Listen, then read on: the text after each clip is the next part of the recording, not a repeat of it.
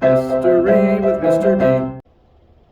Did you like that intro? Yeah, it's my new thing now, I think. Well, I mean, at least for this video, it's my new thing.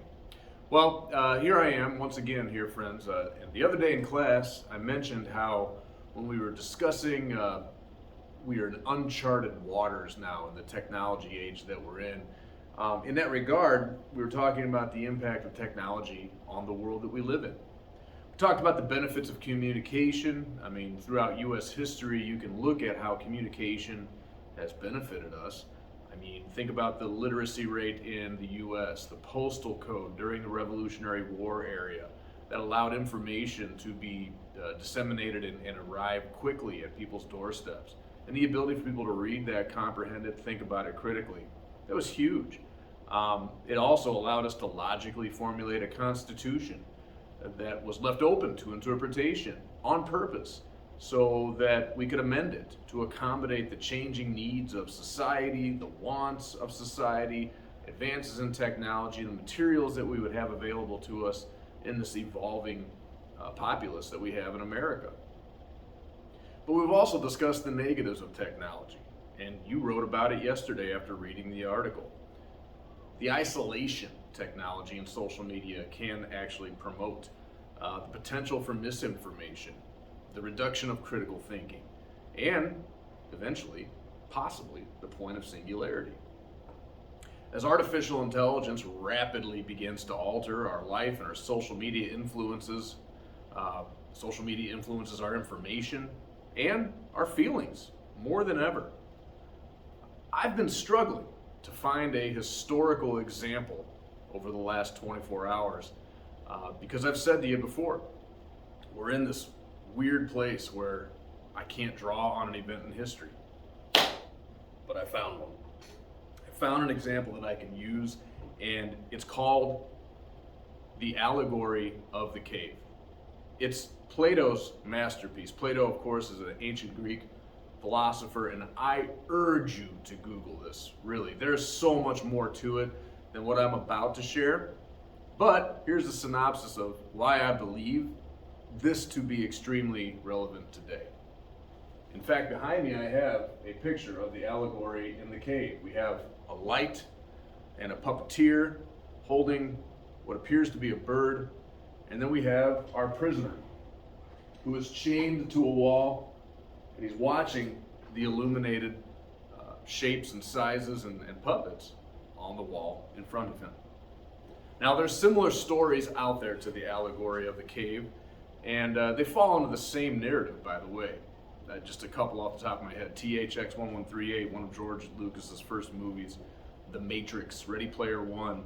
They are all, among others, they touch on some of these concepts that were introduced by Plato a couple thousand years ago. We have in the allegory of the cave, in my interpretation, three worlds. You have the imagined world, you have the real, and you have the false.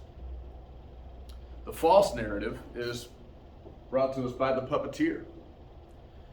He's manipulating the minds of his captives by creating images that he wants his captives to see. And they shelter them from reality of the world, and they control their information entirely. The imagined world is that of the captive. It's being shown to him. The imprisoned captor in the cave has been there for so long. I believe in Plato's stories, they've been in there since childhood, but not since birth. They've been in there so long and seen the shadows on the wall, they have begun to accept that as their reality. They react to it with emotion, with awe, with fear, with joy, sorrow, all to images projected on the wall of the cave.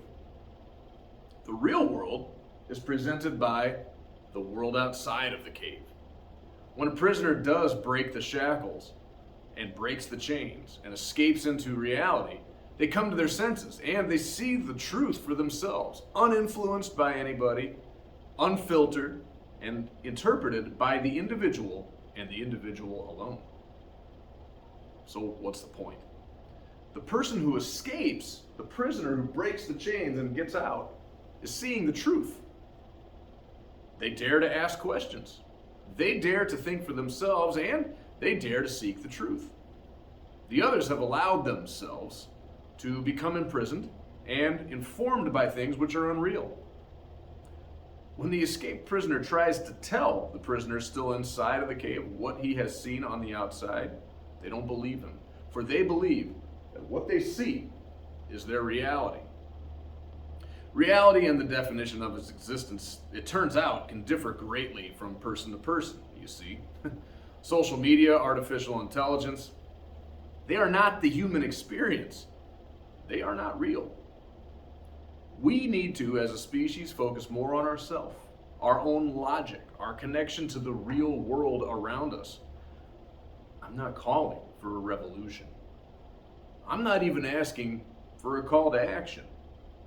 I'm simply asking you to step out of the cave once in a while. Connect with the real world. Realize what is real and important, and experience reality. Also, be able to realize what's fake and what is unnecessary. Talk to your family and your friends face to face. Put the phone away. Go for a hike. Walk outside. Sit underneath a pine tree. Hear the wind rustle through the pines. It's actually quite amazing, quite calming. Live every day to its fullest. And always stay true to yourself. And never forget your roots. I'll leave with this quote from my favorite Jedi, Obi-Wan Kenobi. He once said, "Luke, you're going to find that many of the truths we cling to depend greatly on our own point of view.